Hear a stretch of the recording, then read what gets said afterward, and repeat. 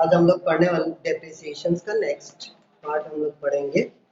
सबसे पहले हम लोग डेप्रिसिएशन कैलकुलेट करने का फॉर्मूला देख लेते हैं क्या क्या है।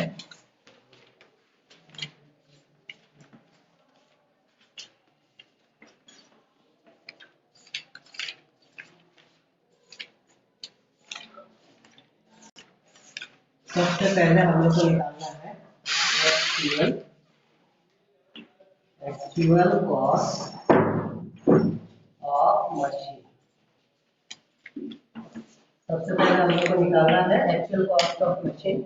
आपके क्वेश्चन में या तो पूरा कॉस्ट दिया रहेगा या फिर कॉस्ट के साथ अदर एक्सपेंसेस भी दिया रह सकता है।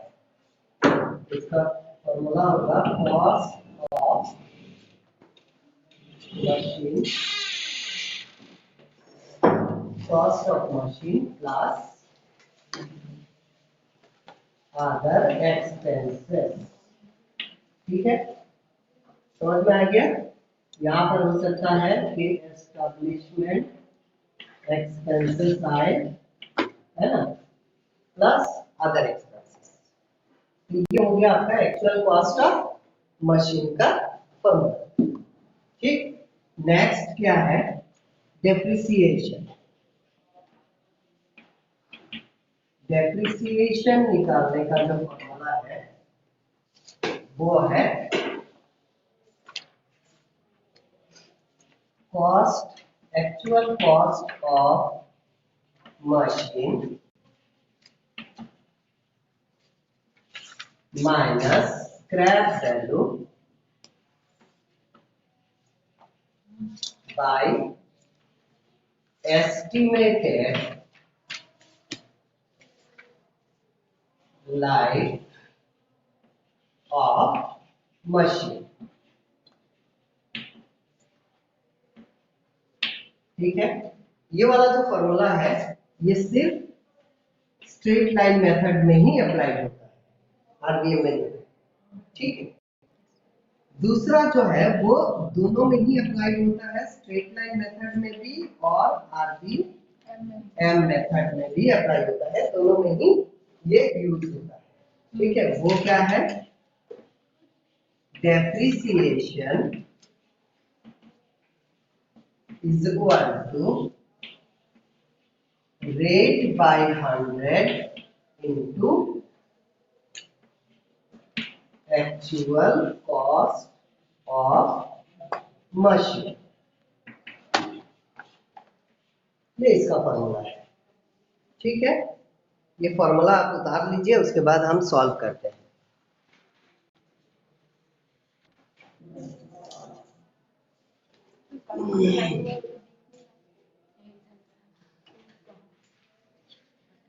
अब हम लोग चलते हैं सीधा इसका क्वेश्चंस में।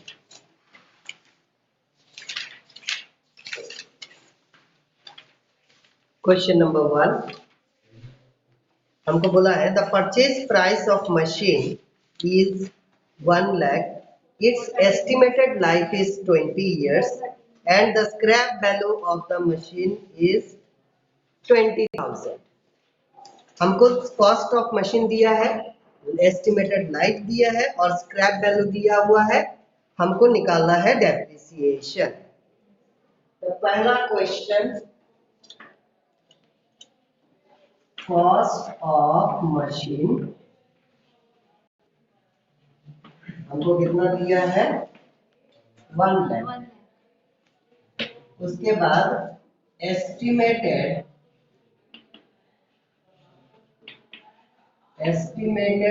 लाइफ हमको दिया है 20 years और जो हमारा स्क्रैप वैल्यू है, स्क्रैप वैल्यू हमको दिया हुआ है 20,000, राइट। हमको निकालना क्या है, डेप्रिसिएशन, एनुअल डेप्रिसिएशन निकालना है। डेप्रिसिएशन एनुअल निकालना है, मतलब पूरा साल भर का निकालना है। ठीक है, तो हम यहाँ पर लिखेंगे एनुअल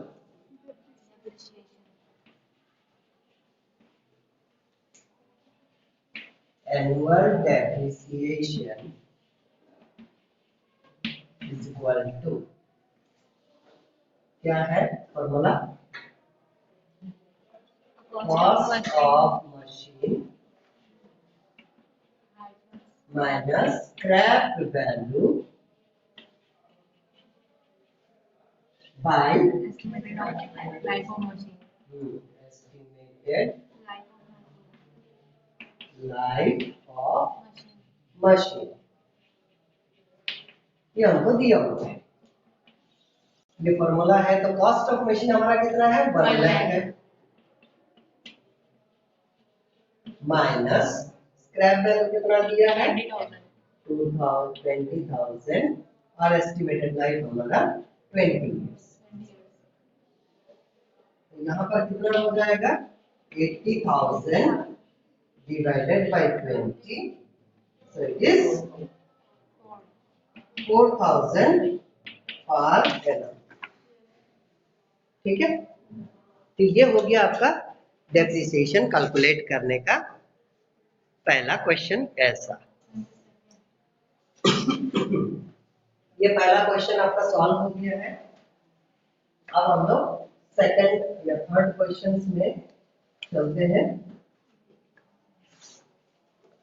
सेकंड आप खुद बनाएंगे।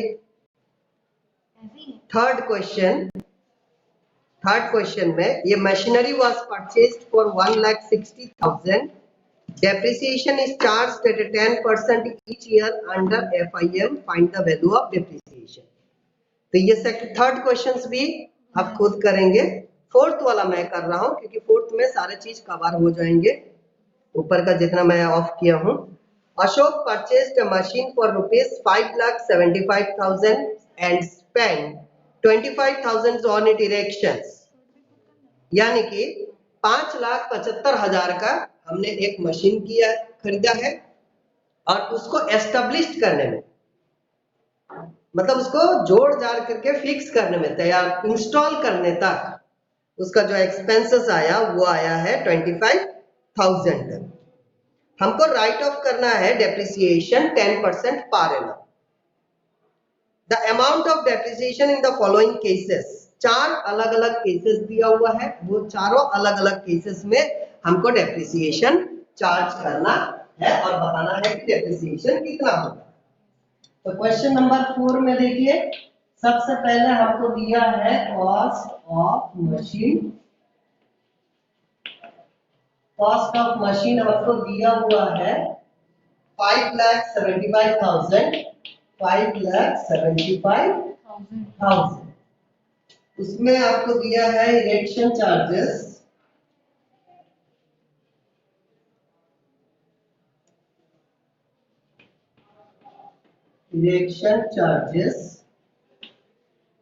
दिया हुआ है that is 25,000।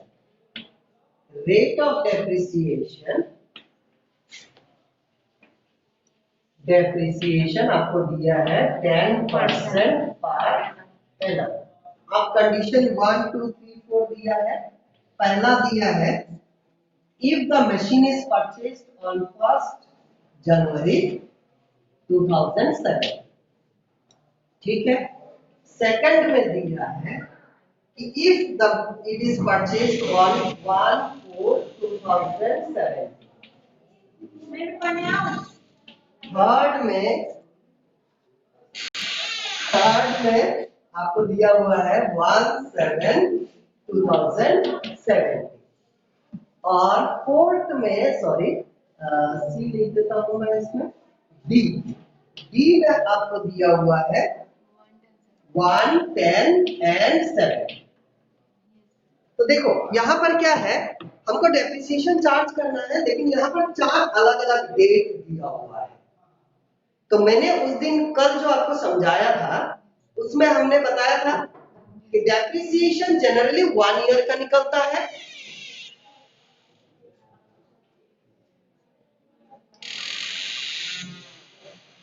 डेप्रिसिएशन जनरली आपको जो रेट परसेंट दिया रहेगा वो आपका पर एनम का दिया रहेगा, यानी कि 1 ईयर टोटल का। लेकिन जरूरी ये नहीं है कि हम मशीन जो है साल के शुरू में ही खरीदेंगे, अलग अलग डेट में भी हम खरीद सकते हैं। तो ये दिया है आपको एक सैंपल क्वेश्चंस जिसमें अलग अलग डेट है। अब हमको ये देखना है कि कौन से डेट के हिसाब से कितना डेप्रिसिएशन आएगा। तो डेप्रिसिएशन किसके हिसाब से आएगा? मंथ के हिसाब से।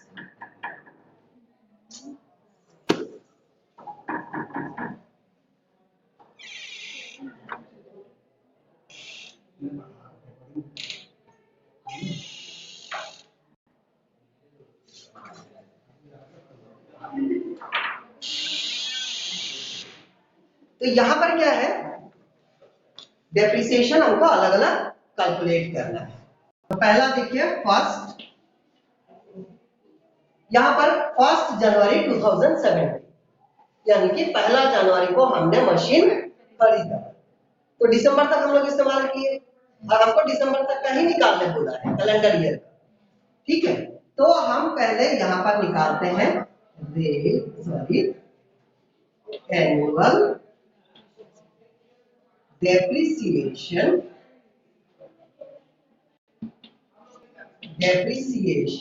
क्या होगा, is equal to rate by 100 into cost of machine. ठीक है जी, ये हमारा फॉर्मूला है। अब रेट कितना परसेंट दिया है? 10%। कॉस्ट ऑफ मशीन कितना है? 5,75,000। ये दोनों ऐड हो जाए।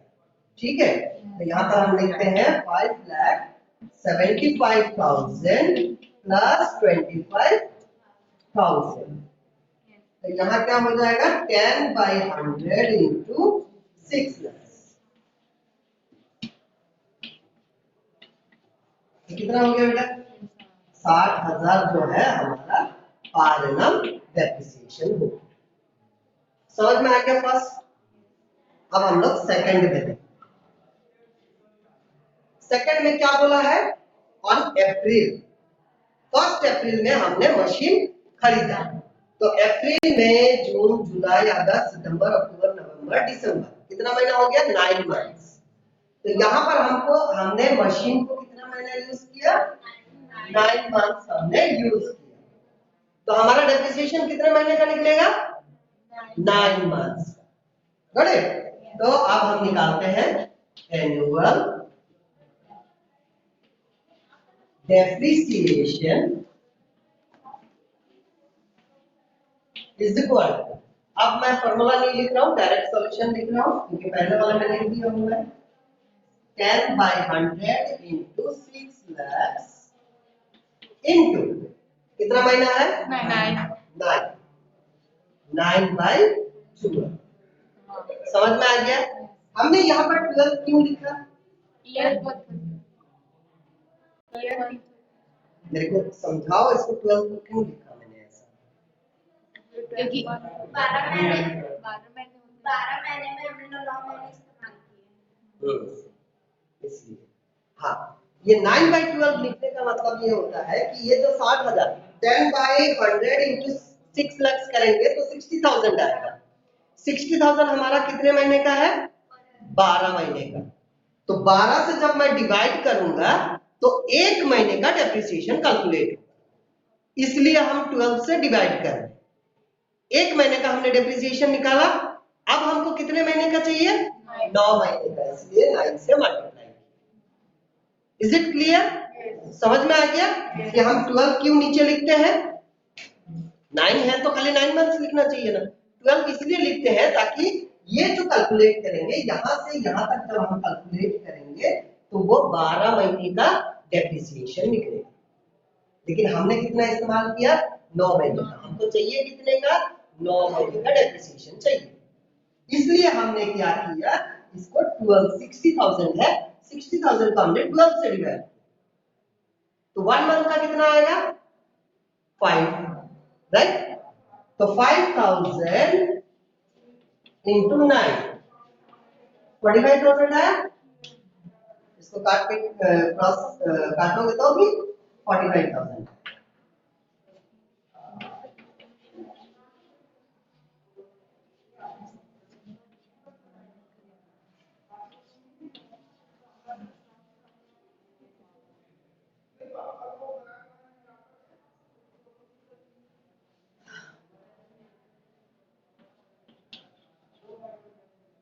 15 3 जा 45, 1 2 3, समझ में आ गया? तो देखो ये काम करते हैं, क्लियर हो गया अभी? चलिए जल्दी से नोट कर लीजिए इतना, उसके बाद फिर मैं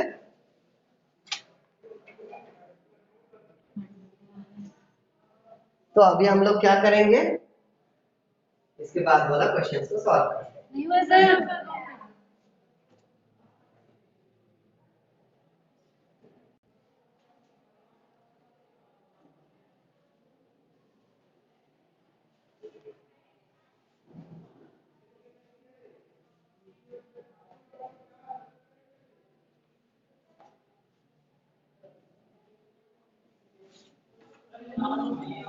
ये नीचे का 3 लाइनिंग बस बस नीचे का नहीं अब सी, सी में कितना बोला है? 7, तो 7 8 9 10 11 12, 6 मंथ्स हो गया। तो हम लोग थर्ड में 6 मंथ्स का निकालेंगे। कितने मंथ्स का? 6 मंथ्स का। ये जो क्वेश्चन करा रहा हूं मैं अभी, इसको बहुत ध्यान से समझेंगे, क्योंकि इसी तरह का कैलकुलेशन आएगा जब आप लेजर बनाओगे। ठीक है, तो अब हम लोग निकालते हैं यहां से भी डिप्रिसिएशन, डेप्रिसिएशन। तो देखो 10/100 into 6 lakhs into 6 months है तो 6/12,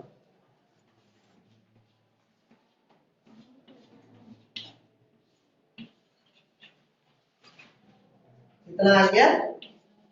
30,000। थर्ड का हो गया आपका 30,000।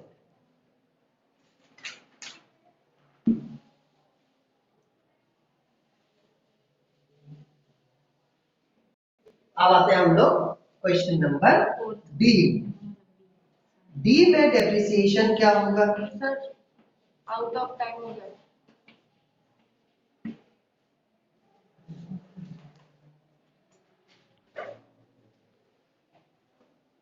डेप्रिसिएशन का फॉर्मूला यहाँ पर डेप्रिसिएशन हो जाएगा 10/100 into 6 lakhs into कितना महीना? अक्टूबर है, अक्टूबर नवंबर दिसंबर, दैट इज 3 मंथ्स। तो 3 मंथ्स का कैसे निकालेंगे? 3/12,